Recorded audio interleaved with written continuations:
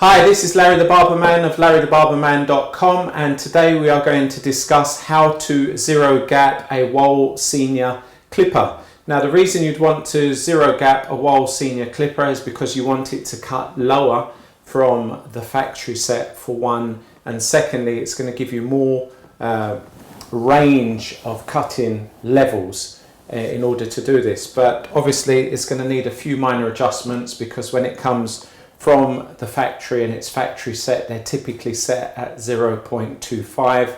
We obviously want to take it closer to zero as possible, but not actually absolute zero, because this could actually cause you to cut your clients. So you have to be very careful that it's not absolute zero, but as close to zero as possible without cutting your client.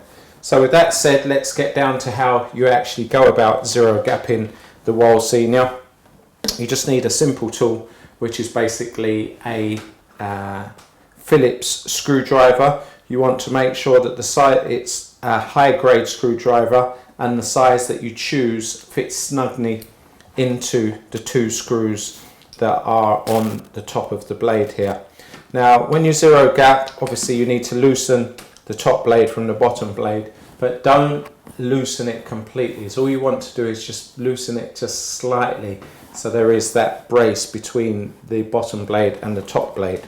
That's really important, because if you loosen it too much, you're going to lose complete control over where the top blade is in relation to the bottom blade.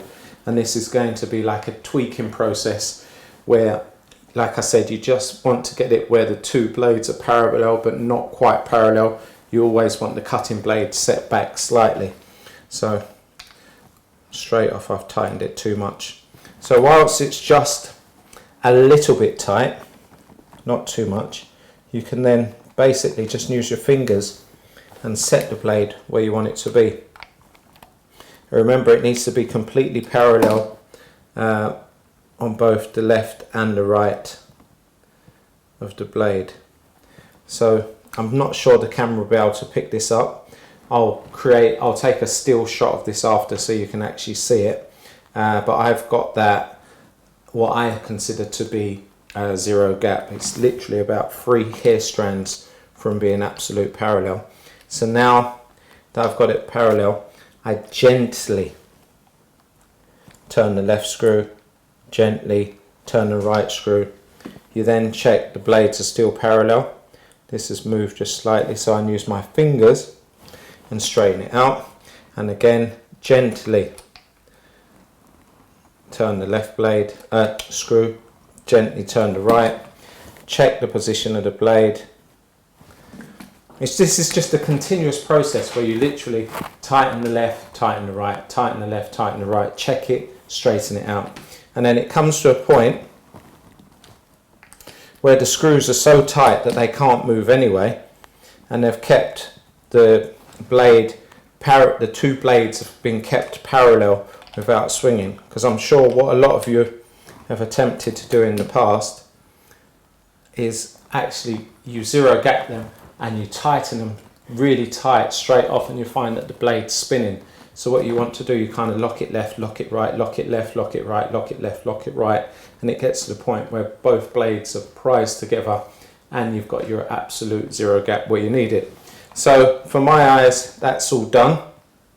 The camera may not be able to pick it up, but like I said, I will create a still for you.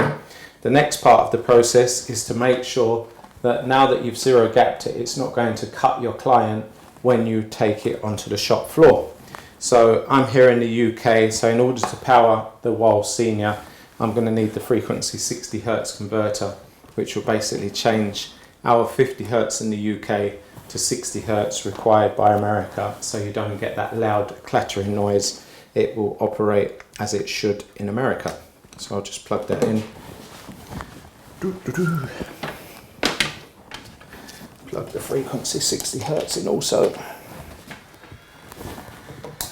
So I turn that on, and the test that you do, you basically just put it on your forearm, and that's not biting. So as long as it's not biting you, you know that that's going to be fine on your client. So there you go. That's another demonstration from Larry the Barberman. I hope you found that helpful. If you'd like to get more tips and tricks on how to modify, correct your hair clippers, please subscribe to my YouTube channel, and thank you for taking the time for listening.